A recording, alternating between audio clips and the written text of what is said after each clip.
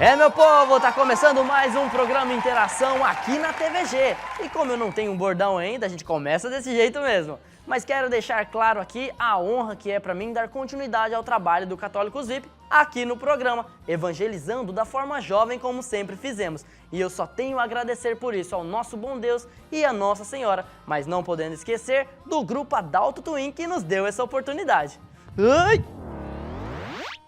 Sair do site e vir para a TV foi uma grande mudança. Aqui nós temos equipamentos de ponta, câmeras de alta resolução, um estúdio de qualidade, além de uma excelente iluminação que leva até vocês uma imagem de qualidade, tornando para vocês, caro telespectador, uma imagem nítida, muito bem focada. Opa, valeu.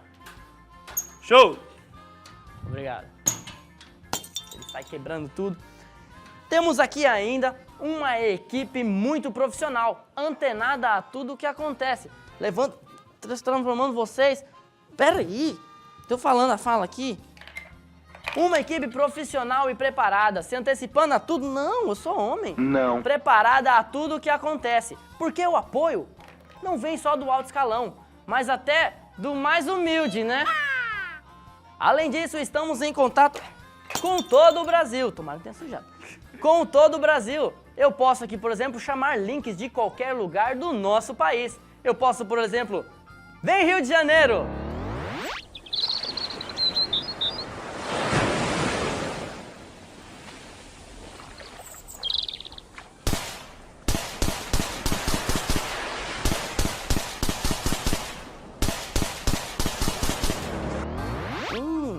Vem Cuiabá, né? Chip da Arte! Vem com 10 reais de crédito, uma bocaiúva, farofa de banana e Maria Isabel e o hambúrguer. Da promoção pra vocês, minha gente! Chip da Arte! Essa farofa é boa, né? Vem, São Paulo!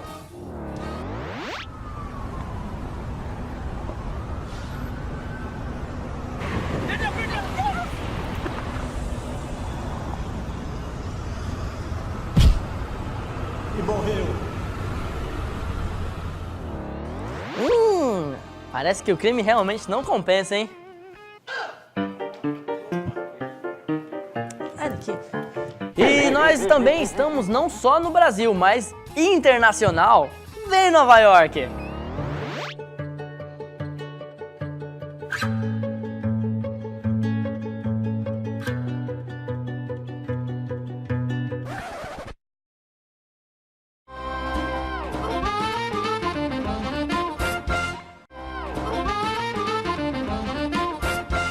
Voltamos com o programa Interação, mas agora num clima um pouco mais sério. Nós vimos aí a violência das grandes cidades em forma de humor, sim, mas nós sabemos que essa violência ela é encabeçada pelo quê? Pelo uso de entorpecentes. E nada melhor para falar sobre esse tema do que o pessoal da Fazenda da Esperança. Com vocês, Paulo César e Gisele Cristina. Um coração de criança, coisa de Deus, é a Fazenda da Esperança. Coisa de Deus, um coração de Paulo criança. César e Gisele Cristina. Os convidados de hoje são da Fazenda da Esperança, mas a Gisele tem também um trabalho com o GEV, certo? Que é um grupo de apoio a essa fazenda, correto? Isso mesmo. Então, o Paulo, você tem uma região que você trabalha, né, coordena, que são 5 estados, né? Quais são os estados? Exatamente. No sul do Pará, as Fazendas da Esperança de Tucumã e Redenção e Parauapebas, que vai inaugurar em 2019.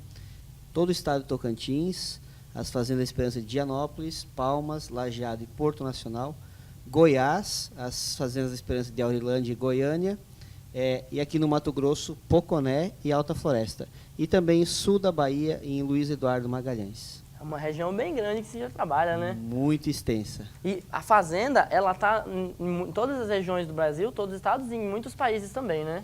Isso mesmo. A Fazenda da Esperança está em 22 países, no mundo inteiro, né, espalhado por todos esses locais onde tem essa necessidade de atender essas pessoas que sofrem por esse mal que atinge toda a humanidade hoje, que é as drogas. Uhum. E o trabalho que são feito não é feito somente com o pessoal que é internado, né? Como chamam vocês vão fazer esse tratamento e como vocês chamam eles? Nós chamamos carinhosamente de acolhidos. Acolhidos. Exatamente. É uma forma mais branda de tratá-los, né? Exatamente. Uma coisa mais harmoniosa, uma coisa mais família também, né? Exatamente, isso mesmo. Como que é feito o trabalho com essas pessoas? Na verdade, a gente faz esse trabalho com essas pessoas dependentes, eles nos procuram, né? Eles solicitam ajuda para a Fazenda Esperança junto com seus familiares. Também é um trabalho que o próprio GEV faz, né, dessa preparação, depois a Gisele vai falar. Então, esse trabalho de recuperação em parceria, a Fazenda, o acolhido e a família. Mas assim, se por acaso nós conhecemos alguém que tem problema com entorpecentes e a gente quer levar meia força, assim, não tem como você dar um jeito. Você mesmo, cidadão. No caso, achei que você estava falando de você, pô. Cidadão, aí não aguento. Nesse caso não existe essa possibilidade, né? Não, Cristian, é o livre-arbítrio, né? A pessoa tem que querer se recuperar. Por isso mesmo que o processo de ingresso do acolhido, ele é muito simples. Ele tem que solicitar, através de uma carta de próprio punho, dizendo que ele quer, contando o próprio histórico dele de vida, quantos anos de dependência, qual a dependência, se é álcool, é droga, como está a sua situação familiar, e solicitando uma vaga na Fazenda Esperança, dizendo, sozinho eu não consigo, preciso de ajuda, preciso de um lugar, preciso de uma comunidade que vai me acolher e que eu possa fazer esse processo de recuperação e de mudança de vida. Então, a pessoa que é dependente, ela tem que solicitar a Fazenda, né? Com a ajuda dos familiares, ou ele pode sozinho também, manda uma carta e já consegue? Normalmente, a família também está envolvida. Apoiando, né? Exatamente, porque no fundo, às vezes somente restou a família, porque os amigos já não tem mais, aquele grupo talvez já se distanciou dele, né? Grupo de amizades. Então ele solicita para o pai, para a mãe, para o tio, sei lá, para quem da família. Então é muito importante esse processo da família estar junto nesse momento. Existem casos, né, de pessoas que estão moradores de rua, por exemplo, que não tem mais família, abandonaram, estão muito longe, sei lá, várias situações, mas eles precisam, a família é muito importante nesse processo de recuperação.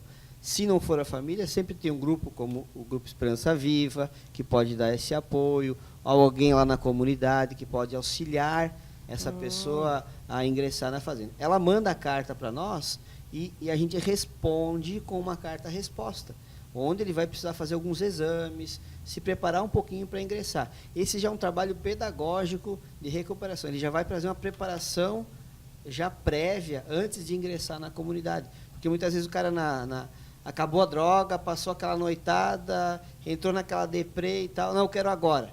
Não, mas às vezes é só empolgação, vai lá, a gente já passou por experiências assim, por isso que a Fazenda aprendeu também ao longo desses anos. Tem que se preparar para se recuperar. Porque às vezes na empolgação, hoje ele quer, amanhã ele já não quer. Você fala, hoje ele quer se recuperar, manda a carta, amanhã já não quer e não digo nem mandar carta, mas às vezes a preparação da pessoa na empolgação, sem carta, eu quero ir hoje. Tem famílias que ligam, meu filho, ele quer hoje, amanhã eu não sei se ele vai querer. Então ele realmente, no fundo, ele não quer. Não está determinado a isso, né? Não está determinado. Entendo. Hein, Paulo, e no caso assim, porque geralmente o que a gente mais vê é a família, né, querendo internar as pessoas para sair desse mundo. Então, com vocês é diferente. A pessoa que está nesse mundo das drogas, vamos dizer assim, que tem que pedir o auxílio de vocês. Se por acaso a família do Christian quer internar ele porque ele torce pro Palmeiras e não tem mundial. Não pode, né? Assim, às vezes a própria família serve como um impulso. Às vezes o cara quer, mas a dependência ainda é tão forte dentro dele que ele sabe? Então a família às vezes pressionando, às vezes pode ajudar nesse sentido. Agora a família, não, tu vai à força, tu vai... Não tem, a Fazenda Esperança não tem grade, não tem cerca, não tem muro, não tem portão, não tem cadeado. As pessoas têm, é livre, é um lugar, um ambiente livre. Então eles têm que querer estar lá. Então a qualquer momento, se eu levasse o Mário para lá, ele podia fugir. Ele está livre para ir embora. Exatamente, mas o Mário ele quer, né? Eu espero que sim. Mas, César, você está falando então que é uma fazenda, é um lugar aberto. Claro, uma fazenda muito grande, ela não tem como você cercar toda. Mas é uma fazenda, a pessoa vai ter que caminhar bastante para poder ir embora. Foi estratégico isso de ser uma fazenda? Vamos levar para longe da sociedade, vamos colocar assim, ou não? Aconteceu, criou-se assim a fazenda e ficou assim. Como que surgiu? Foi por naturalidade, né? O início da fazenda não foi nem numa fazenda, foi numa esquina. Numa esquina? Numa esquina. O jovem Nelson, impulsionado pelo Frei Hans, que era o pároco da fazenda da paróquia Nossa Senhora da Glória, em Guaratinguetá, ele era impulsionado a viver o evangelho. Todos os paroquianos eram impulsionados pelo Frei Hans a viver o evangelho. E o Nelson, da igreja para casa, do trabalho para casa, ele passava nessa esquina, onde muitos jovens se drogavam, lá em Guaratinguetá, em São Paulo, no Vale do Paraíba. E ele sempre se questionava o que eu posso fazer, ele se incomodava com aquilo, vendo aqueles jovens se drogando. E por naturalidade se aproximou desse grupo, sem usar droga, logicamente, e começou a conversar com eles. Eles usavam droga, chegava na vez dele, maninho não, e pulava. Ele não era dependente, não usava droga. Mas tinha o convívio ali com E ele estava aprendendo a conviver com eles, aos poucos foi convivendo. Até que um dia um deles pediu, o Nelson se interessou por essas pulseirinhas de pulso, né, e um deles sabia fazer e convidou o Nelson para ir na casa dele no outro dia. E o Nelson foi, aproximadamente 2 horas de conversa e ensino de fazer a pulseira. Ele apresentou e contou toda a sua vida para o Nelson. E o Nelson saiu dali realizado, né? Ele fez uma comunhão de dentro, sabe? Falou de tudo da sua vida. Até que um certo dia, em 1983, o Antônio, né, ele pediu ajuda para o Nelson. Ele falou assim, Nelson, pegou no braço do Nelson e disse, eu preciso de alguém que me acompanhe 24 horas por dia. Quem consegue? Ninguém. Mas o Nelson sabia que tinha uma pessoa que poderia. Deus. E o Nelson convidou o Antônio a ir na missa no outro dia. Às 19 horas, no outro dia, na missa. O Antônio, por vergonha, que toda a comunidade conhecia ele, sentou-se no último banco. E ali começou a sua experiência. Aí alugaram a primeira casa, outros pediram ajuda ali daquele grupo, e assim foi saindo um por um daquela esquina, até que terminou a esquina. Todos foram morar nessa casa, onde trabalhavam, né, o Nelson colocava o seu salário em comum para manter essa casa, e todos eles também precisavam trabalhar. E aí foram procurar o Frei Hans para pedir ajuda. Mas, no fundo, foram pedir uma ajuda econômica para manter a casa. Bastante gente também, né? E o Nelson, o Frei Hans, sabiamente, comprou uma máquina de cortar grama. Disse, agora vocês vão cortar grama aqui na comunidade, aqui no bairro, e vão, com esse dinheiro, manter a casa. E para eles foi um trabalho assim, porque era vergonhoso, porque todo mundo conhecia eles, da esquina. De bater na porta, pedir licença, aquela desconfiança do pessoal, puxa vida, esse drogado vai fazer o que aqui na minha casa, de cuidar do jardim, e assim começou essa experiência, até que surgiu a doação da primeira chácara, e assim foi expandindo a Fazenda da Esperança. E que história, então, começou numa esquina, foi para uma casa e para uma chácara, e naquela época, será que eles tinham a projeção do que isso se tornaria? Diversos países, no Brasil inteiro, será que eles passavam pela cabeça isso? Jamais. Era só vontade de viver o Evangelho. Né? O Nelson, ele, impulsionado pela frase, fiz-me fraco com os fracos, a fim de ganhar os fracos, se aproximou da esquina. Então, eles queriam viver o Evangelho.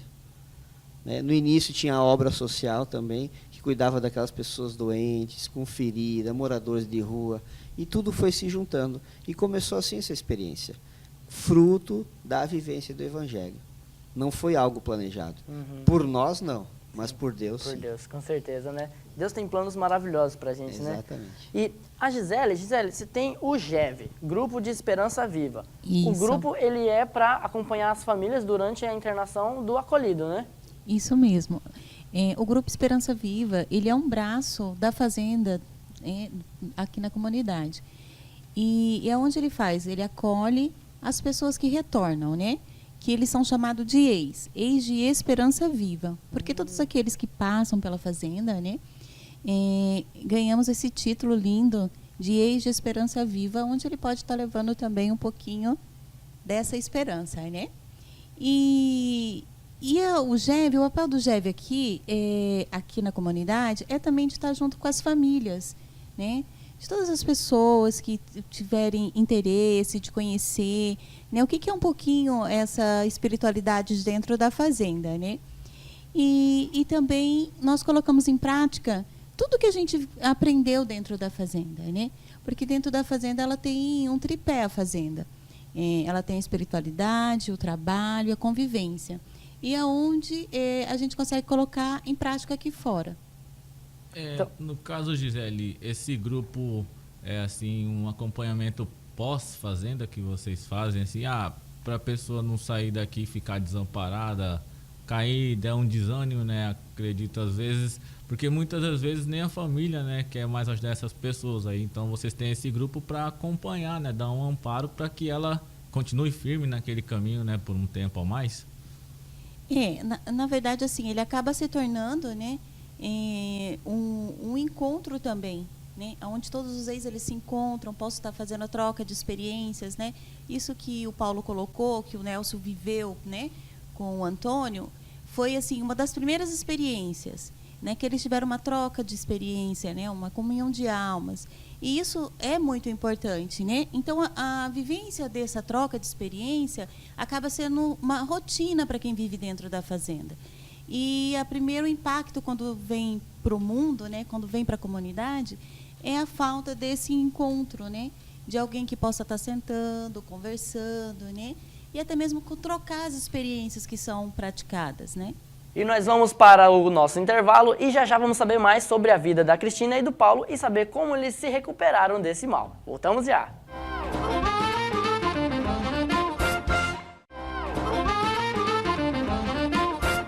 Voltamos com o programa Interação. Estamos aqui então com a Fazenda da Esperança. Paulo, conta pra gente um pouco agora, vamos pro lado mais pessoal de vocês. Conta como foi a sua trajetória e como você se livrou do mal que aflige muitas pessoas e muitas famílias, né? Sim. Eu não posso deixar de relatar algo que aconteceu lá na minha infância, né? A separação dos meus pais quando eu tinha 7 anos de idade. Então, uma imagem que fica muito forte gravada na minha cabeça, quando eu falo para qualquer pessoa, é eu com 7 anos e meu irmão de 2 anos no colo da minha mãe e meu pai descendo a escada, nós morávamos no 2º piso, uma malinha preta e lá no fundo sumindo e eu nunca mais vendo ele. Poxa. Isso é uma coisa. Depois, muitos anos depois, minha mãe conheceu outro homem e ele era muito violento, né? Ele batia demais na minha mãe, nos meus irmãos. E aquilo também era um ambiente agressivo, não era um ambiente agradável dentro de casa. Ele se esforçava, trabalhava muito. Enfim, eu sempre estudei muito, queria seguir os passos do meu tio, que fazia faculdade, biologia e tudo. Uhum. E eu cheguei no 3º ano do ensino médio também super bem, nunca tive reprovação, nada, super bem. E eu tinha o sonho de seguir os passos do meu tio. Só que, com 16 anos, no 3º ano do ensino médio, trabalhando durante o dia, estudando à noite, meu colega de sala de aula me convidou para fumar maconha. E fui e comecei a usar maconha. E eu entrei tão forte assim que em 3 meses eu parei de estudar. Nossa. 3 meses apenas eu parei com os estudos. E aí começou a minha dependência, com 16 anos de idade. E foi se aprofundando, daqui a pouco comecei a usar cocaína. E aí aos 17 anos estava fundo já, resolvi ir atrás do meu pai, pensei que ia ganhar um lar, um colo, um ombro, né, abandonar minha família, meu padrasto, minha mãe, meus irmãos, mas também não foi bacana essa experiência. Chegou de encontrá-lo? Cheguei a encontrá-lo, ele me arrumou um trabalho, me arrumou uma pensão para me arrumar, porque ele já estava com uma outra mulher, uma outra filha, né, com essa mulher, e não era aquilo que eu planejava. E aquela lua de mel durou pouco tempo, em 2 meses eu estava usando droga novamente. Poxa. E aí me aprofundei de novo e sumi de lá, e voltei para a casa da minha mãe e do meu padrasto, naquele ambiente desagradável. Pois bem, me aprofundei tão forte que não parava emprego nenhum, começava algo, não terminava, principalmente na questão do trabalho, não tinha mais vontade de trabalhar, não tinha mais vontade de estudar, muito mal, muito magro, eu estava com 49 quilos na época, isso foi no ano de 1998, com 20 anos, eu não aguentava mais, eu usei droga de 1994 a 1998, 4 anos. Eu cheguei no fundo do poço. Eu não aguentei mais, puxei a cordinha do ônibus e pedi para descer. Pois bem, eu sou lá do Rio Grande do Sul, eu dançava naqueles grupos de dança que tem CTG lá, danças artísticas. Já tinha parado com isso também há muito tempo. E fui assistir, numa terça-feira à tarde, assistir um ensaio dos meus 2 irmãos nesses grupos de dança. E uma antiga professora minha veio até mim e me perguntou. Ela me fez 4 perguntas, que ela era coordenadora do grupo de danças. Ela disse: você está trabalhando? Eu disse: não. Você está estudando? Eu disse: não. E ela perguntou assim: você está fazendo o quê? E aquele está fazendo o quê me tocou profundamente, que eu abri o que estava acontecendo comigo, a minha dependência, a minha escuridão, meu desânimo, falta de tudo, de autoestima, de tudo. Só usava droga. E ela fez a 4ª pergunta: você quer ajuda? E eu disse: eu quero. E aí, naqueles dias, saiu uma reportagem num jornal, Correio do Povo, de grande circulação no Rio Grande do Sul, sobre a Fazenda da Esperança, em Casca, no Rio Grande do Sul.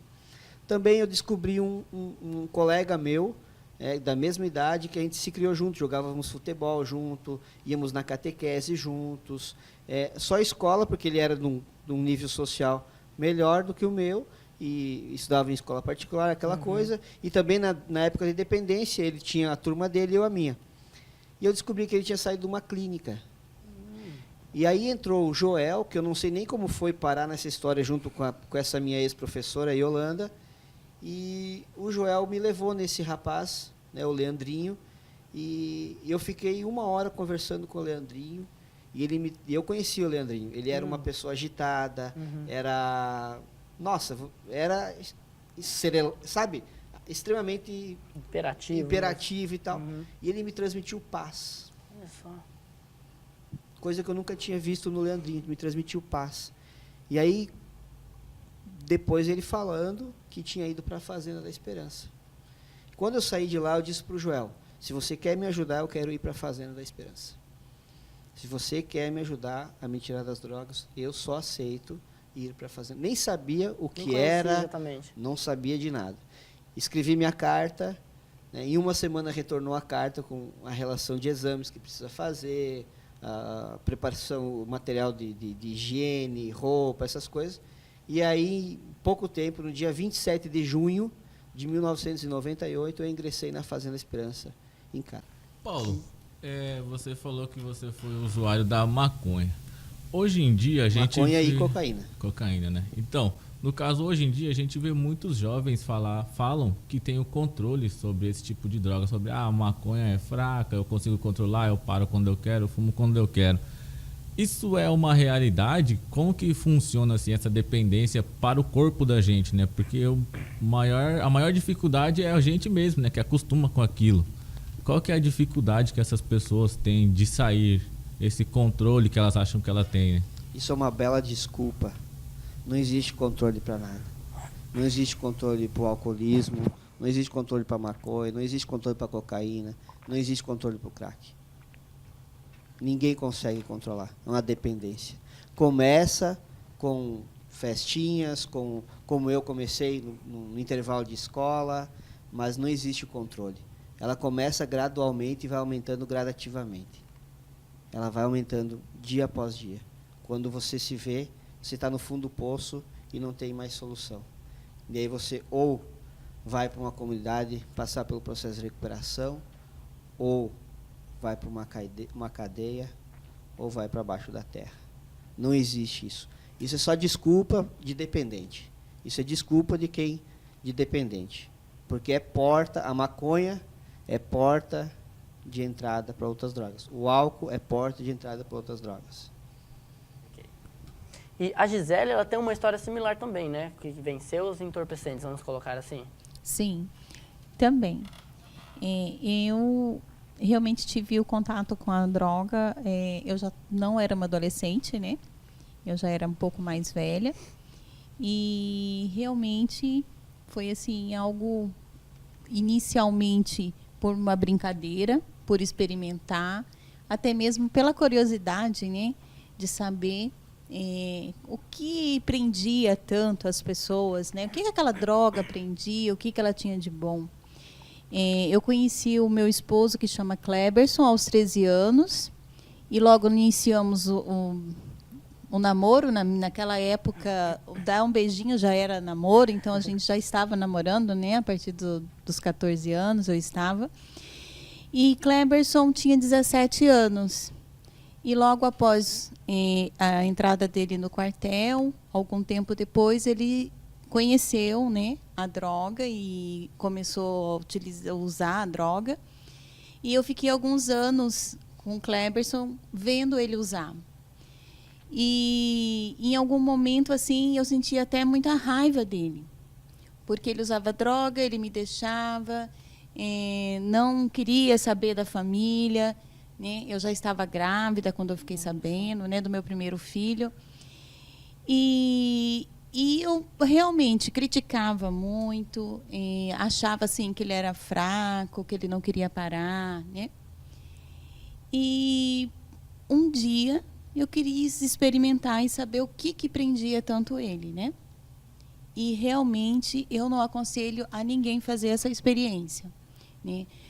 A droga, ela me tirou muito a minha dignidade, a minha família em si naquela época, né? Eu passei assim pouco tempo na droga, minha adicção foi 3 anos, né? Mas foi aonde assim que realmente eu cheguei ao fundo do poço, né?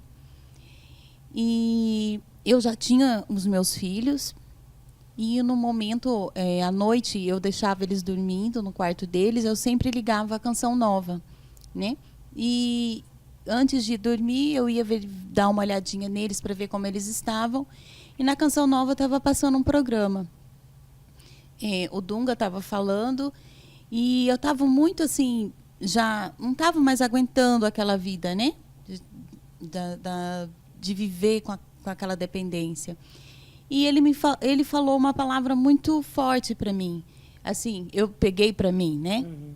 Que Deus estava comigo. E se eu quisesse largar o vício, dependia de mim. Eu iria conseguir. E aquilo eu peguei para mim, né? Naquele momento eu me ajoelhei, eu chorei muito, né? Chamei o Kleberson, conversei muito com ele.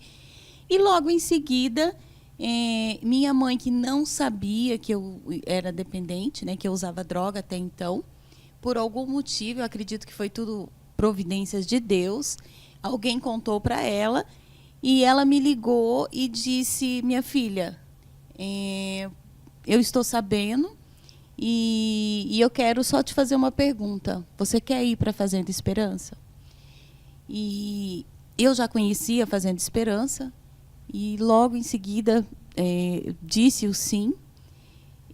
Naquele momento muito difícil para mim, porque o primeiro sim que nós damos é sabendo que nós temos que fazer a experiência de 1 ano, porque toda pessoa que quer iniciar, quer tentar sair do vício, já sabe que esse propósito é essencial. E para mim me doeu muito, porque eu teria que deixar os meus filhos. Mas chegando na fazenda, senti esse amor muito grande. Uma das primeiras coisas que me fez eu querer viver essa experiência de estar na fazenda, de concluir esse ano, de como eu fui amada. No momento que eu cheguei, ninguém perguntou o que eu tinha feito, qual droga eu tinha usado. Eles só me amaram. Me amaram a todo momento, né? E isso me fez me sentir bem, porque realmente o que faltava em mim era esse amor. E esse amor me fez me identificar e ver assim que eu queria ser igual àquelas pessoas. E logo eu comecei a viver e entregar todas as minhas dores, como saudade dos meus filhos, também do meu esposo, porque logo após eu ter ido para a fazenda, ele também foi, né? Mas eu não, assim, nós não tínhamos contato, né? Um com o outro. E acreditando que tinha algo melhor, né? Naquele momento para mim. Eu fiquei 6 meses sem ver os meus filhos. Foi muito difícil. Mas, assim, uma das experiências grandes que eu tive na fazenda foi um momento assim que a irmã chegou em mim e eu estava muito desesperada de saudade, querendo ir até ir embora, chorando. Ela disse assim que eu deveria fazer a minha parte, né? Quero dizer esse sim, concluir esse sim, e que Deus iria fazer a parte dele. E ele fez realmente a parte dele. Ele cuidou de cada um dos meus filhos, né? Hoje os meus filhos já têm 20 anos e 14 anos. São 2 rapazes lindos. E eu posso concretizar assim que ele me deu muito mais, né? Muito mais mesmo. Então, assim, para mim compensou ter passado esse ano de experiências maravilhosas, né? E no final eu já não queria sair da fazenda. Né? Era até engraçado que eu falava assim, eu quero ficar na fazenda, não quero ir embora, né? Porque até mesmo tinha muito medo de retornar. E um propósito foi que a gente deveria retornar, né? E viver com as crianças. Mas um ano depois, visitando a fazenda, o padre César nos convidou, né, que era o nosso padre espiritual, a iniciar um GEV em Cuiabá. Olha. Então, hoje o GEV já vai fazer 7 anos, né, que existe aqui em Cuiabá, onde nós nos encontramos todos os sábados, né, na paróquia São Gonçalo, e a gente coloca em prática todas as experiências que vivemos na fazenda, né. Eu tenho só assim a dizer que muitas vezes nós mesmos desistimos de nós. E precisamos, às vezes, ouvir, no meu caso, uma televisão, um programa, né, de uma pessoa dizendo assim, você tem chance, Deus te ama, né? E Ele quer a sua recuperação, e Ele acredita em você. Então, isso fez todo sentido na minha vida, né? E hoje, já faz 9 anos que eu estou em Cuiabá, e dando caminhada junto com o GEV e junto à fazenda, porque sempre estamos uma do lado da outra. No caso, então, Cristina, com você aconteceu aquele velho ditado, né? A curiosidade matou o gato, né? Isso mesmo. E eu aconselho, assim, ninguém fazer essa experiência, né? Porque a gente vê muitos jovens, os jovens têm muita curiosidade, né? E é normal. Mas a droga não é algo... Eu sempre costumo dizer que as pessoas falam que a droga ela é muito ruim, mas ela fala o lado mal dela. Mas ela também tem um lado bom. E esse é o problema. Porque quando a pessoa começa a usar a droga, só um cigarrinho de maconha, algo faz com que ela se sinta bem nesse momento desse cigarrinho. Mas esquecem de falar para ela que lá depois, lá no futuro, quando vir um vício, nada vai fazer com que ela deixe de usar aquilo, né? Então, uma pequena experiência pode trazer muita tragédia na vida de alguém. Eu também notei assim que para você não precisou milhares de balões vermelhos, né? Acho que foi mais fácil. Na verdade, sim, né? Deus usou assim de uma forma bem concreta, apesar assim que eu tinha algo dentro da minha casa que já me fazia querer sair daquela vida, né? Que no caso seriam os meus filhos. Então eu acredito assim que foi Deus já estava eu estava sendo tocada e não estava enxergando, né? E naquele momento eu consegui abrir os meus ouvidos e os meus olhos para entender o que Ele queria.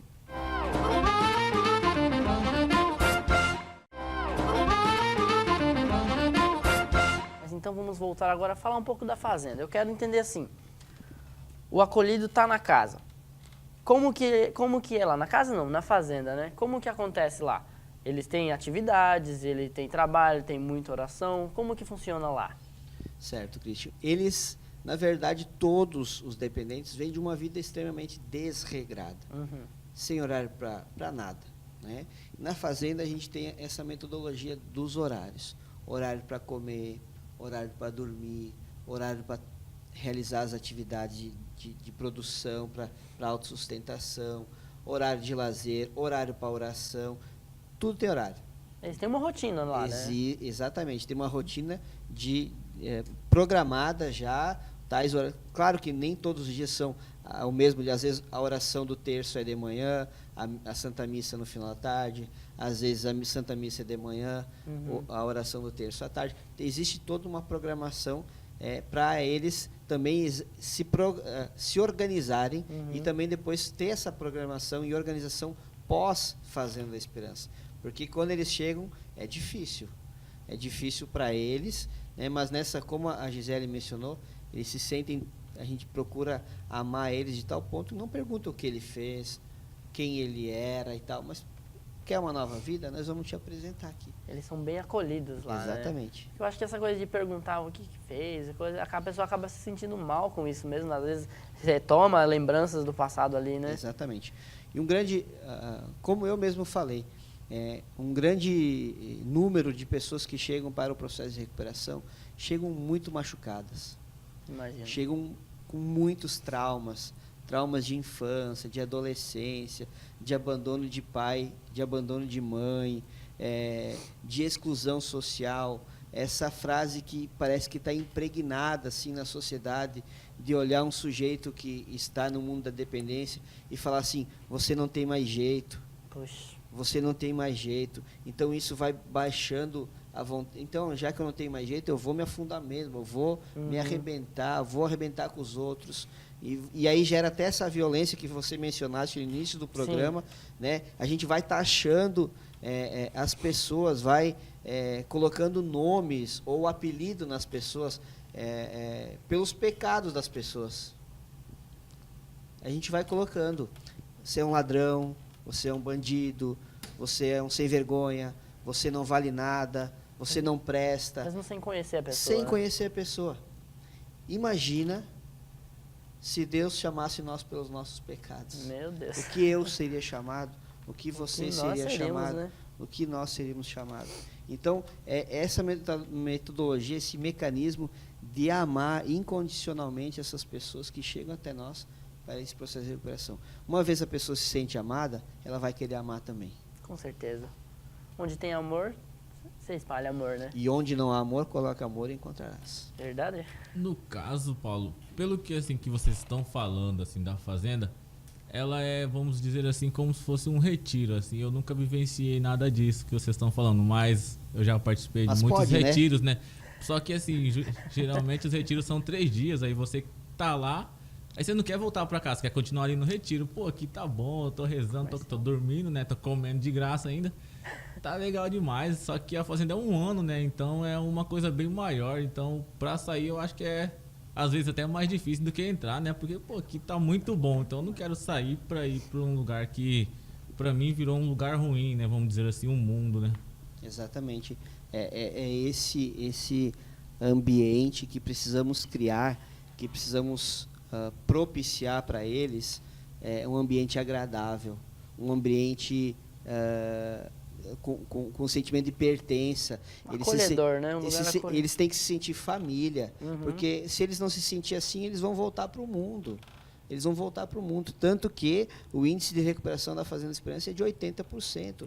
Aqueles que concluem o tratamento de 1 ano, 80% permanecem em sobriedade. Porque a gente devolve ou oferta esse estilo de vida para essas pessoas, uma vez que ele entende, supera esses traumas, perdoa tudo que fizeram com ele durante a vida, às vezes até dentro da própria família. Os traumas maiores acontecem dentro da própria família. Sim. E eles superam tudo isso através do perdão, da alegria de viver o Evangelho, né? Dessa alegria que deve circular entre nós, esse amor que principalmente deve circular entre nós, e vai replicando, depois volta para a sociedade, volta para o mundo, e o mundo precisa de pessoas assim. Sim, com certeza. O mundo precisa de pessoas que sentem a alegria de viver o Evangelho. E que espalhem o amor, né? Acho que a palavra é essa, né? Amor. Deus é amor. Espalhando isso, nós teremos uma sociedade muito melhor, né? Exatamente. E você tocou num assunto interessante que vale a pena ressaltar, a questão da sociedade julgar a pessoa, né? E você diria também que a droga, o usuário de droga, ele abre porta para os outros crimes? Como roubar, ou chega até matar? Poderia ser também? Poderia dizer isso? Com certeza, está muito ligado. Porque algumas pessoas conseguem manter seu vício com o trabalho. Esse é o ponto que eu queria tocar. Alguns conseguem manter seu vício. Outros que já não conseguem mais manter o seu vício com o seu próprio trabalho, que daqui a pouco não conseguem mais nem trabalhar, porque que era o meu caso, e tudo que depois puxei a cordinha e pedi para sair, né? Graças a Deus a tempo. Sim. Se não consegue, vai fazer o quê? Vai roubar ou traficar. E também, no caso das mulheres, que chegam muito machucadas na Fazenda Esperança, existem a questão da venda do próprio corpo para poder manter a dependência. E nessa venda, nessa prostituição, nessa entrega do corpo, né, no uso da mulher, vem os abusos sexuais, as doenças sexualmente transmissíveis, o aborto, né, porque não é uma coisa indesejada. Sim. Então, tem uma série de fatores que englobam a questão da dependência e gera violência. E puxando esse gancho, nós temos uma matéria que a Leandra fez, vamos acompanhar como foi. Estamos aqui agora com o Benedito, ele é recém-chegado na Fazenda Esperança e vamos conhecer um pouco da história dele agora. Bom, né, eu fiquei sabendo da Fazenda Esperança, que veio aqui em Papoconé, né, e eu sou usuário de drogas, né, tem 15 anos que eu uso drogas, e aí eu vi um testemunho na televisão da Fazenda Esperança, me deu a vontade de vir para a Fazenda, né, e aí eu tô com a esperança muito grande de aqui na Fazenda eu sair uma pessoa renovada, né, uma pessoa curada, entendeu, dos vícios e viver uma vida digna na sociedade. Esse é meu desejo de estar aqui na Fazenda da Esperança. Certo. E Benedito, quando foi que você percebeu que precisava de ajuda? Quando eu comecei a perder o controle de tudo, né? Eu perdi a minha família, eu perdi a minha esposa, entendeu, né? Trabalhos. Então eu vi que realmente eu precisava de ajuda, né? E aí, como a Fazenda Esperança, eu vi muitos testemunhos da Fazenda Esperança, eu falei assim que eu vou participar da Fazenda da Esperança para me renovar a minha vida. E como foi o começo do mundo das drogas? Como você conheceu? Bom, né, eu conheci através dos amigos, né, os amigos influenciando, né, através da bebida alcoólica, depois eu comecei a fumar maconha, né, cigarros, e depois cheguei até no crack, né, e quando eu cheguei no crack, aí realmente a minha vida, ela destruiu a minha vida. Como o nosso tempo é curto, o assunto é muito interessante, então, rapidamente, Paulo, como que a Fazenda se mantém e faça um convite para as pessoas que têm interesse. Sim, a manutenção é simples, né? Ao mesmo tempo complexa. Nós precisamos nos manter com as nossas próprias atividades. E as famílias entram como parceiras nossas para ajudar na comercialização dos produtos que são produzidos na própria comunidade. De cada localidade tem a sua especificidade, né? Cada comunidade trabalha algo. Uns biscoito, outros doce, outros horta, enfim. E também a gente tem os embaixadores da Esperança, que são aquelas pessoas, os doadores, que fazem essa doação contínua e que ajuda muito na manutenção das próprias Fazendas da Esperança no mundo inteiro. Que bacana. Gisele, como que as pessoas podem encontrar vocês, com quem falam, ou um número de contato ou algo assim? Então, nós se encontramos, o grupo GEV se encontra todos os sábados, na paróquia São Gonçalo do Porto, né? O nosso encontro é às 18 horas e nós esperamos assim que todos possam estar conhecendo um pouquinho, né, para saber e também levar um pouquinho desse amor a todos. Que trabalho bacana, parabéns pelo trabalho de vocês e muito obrigado por vir esclarecer um pouco, né? O tempo foi curto, mas eu acho que deu para o pessoal pegar a ideia. Agora fiquem com a matéria completa que a Leandra fez na inauguração da Fazenda da Esperança em Poconé, Mato Grosso.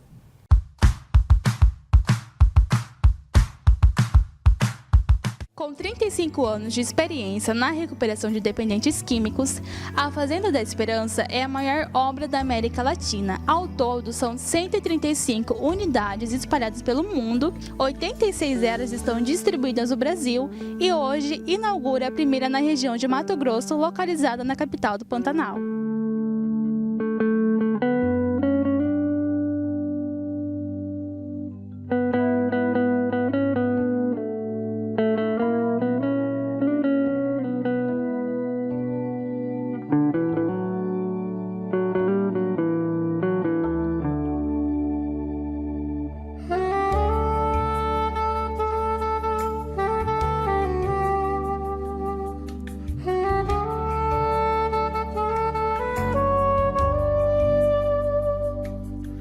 Esperança, de fato, é uma obra que cresce muito.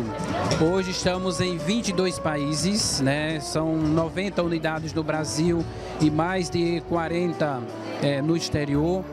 E o segredo é sempre o mesmo desde o início. Aqueles primeiros que iniciaram, a motivação era viver o Evangelho, viver a palavra de Deus. E a vivência da palavra, isso provocou uma mudança na vida daqueles jovens. Com a mesma radicalidade que eles se entregaram para as drogas, eles entenderam que se entregando para uma vida espiritual, seguindo o caminho de Deus, isso ia mudar a sua vida. Então os jovens assumem com essa radicalidade, com determinação, se entregam totalmente a Deus e à vivência da palavra. E isso de fato cresce. Eu tenho duas imagens que sempre eu falo na minha vida e por onde eu passo. Eu tenho a imagem da minha mãe me visitando na cadeia e a imagem da minha mãe me visitando na fazenda. Então, eu tenho duas escolhas para escolher o caminho de Deus.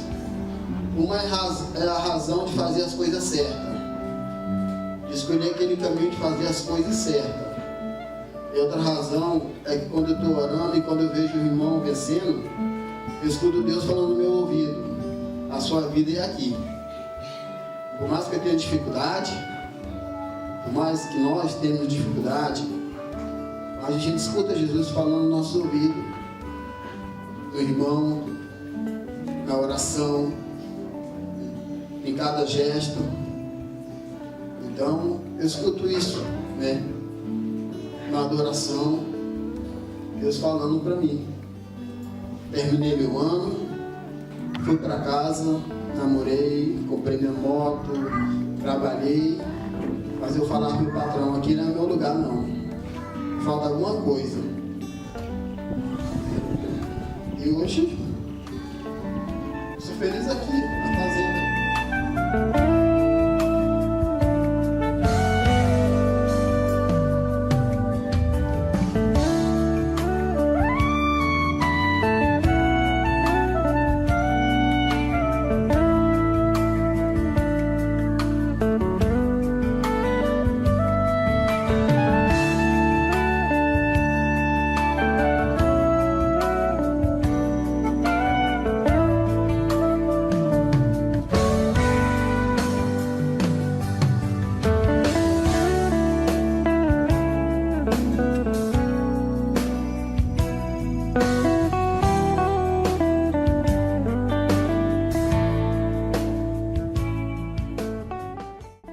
Importância para o nosso estado de Mato Grosso receber a Fazenda Esperança?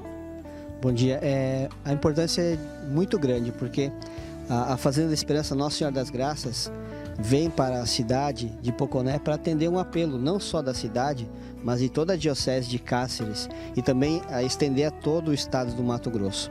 A droga é o grande lepra da atualidade na sociedade hoje. E a Fazenda da Esperança vem para atender essa necessidade de ajudar homens a mudarem de vida, a se transformarem e depois voltarem totalmente transfigurados para a sociedade. Precisamos de homens corajosos, homens novos, homens com esse estilo que a Fazenda propõe para poder voltar para a sociedade, poder voltar para a comunidade, pessoas que sempre foram taxadas, excluídas, marginalizadas, né?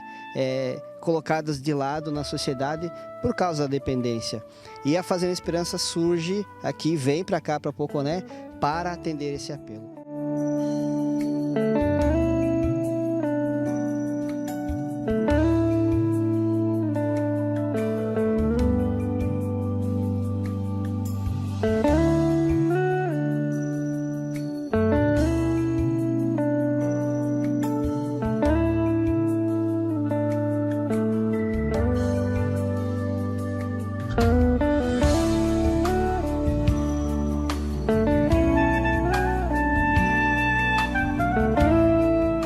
Estamos aqui agora com o Benedito, ele é recém-chegado na Fazenda Esperança e vamos conhecer um pouco da história dele agora. Bom, né, eu fiquei sabendo da Fazenda Esperança, que veio aqui em Poconé, né, e eu sou usuário de drogas, né, tem 15 anos que eu uso drogas, e aí eu vi um testemunho na televisão da Fazenda Esperança, me deu a vontade de vir para a Fazenda, né, e aí eu tô com a esperança muito grande de aqui na fazenda eu ser uma pessoa renovada, né, uma pessoa curada, entendeu, dos vícios e viver uma vida digna na sociedade. Esse é o meu desejo de estar aqui na Fazenda da Esperança. E padre, como vai funcionar a fazenda aqui na cidade? Quem pode vir? Como entrar em contato? Então, a Fazenda da Esperança aqui em Poconé, ela vai funcionar como todas as outras unidades. Então, a gente já tem um programa, já tem um método que, de fato, já é confirmado, consolidado que funciona. Para vir aqui, a primeira condição é que a pessoa queira, eu quero mudar de vida, eu quero de ajuda, eu preciso de ajuda. Escrever uma carta para nós, né? Então escrever uma carta dizendo eu tenho esse problema e preciso de ajuda. Quando recebemos essa carta, nós agendamos uma entrevista, pedimos que eles façam alguns exames, um check-up geral para ver se tem algum problema de saúde. Feito isso, já se agenda o dia de entrada e ele vem cumprir o programa, que é de 1 ano. Depois de 1 ano está uma pessoa renovada. Então depois vocês vejam o contato aqui em Poconé, tem uma secretária, tem um pessoal da igreja, pode ir na paróquia, pedir realmente o endereço e você pode vir aqui e de fato fazer o seu ingresso.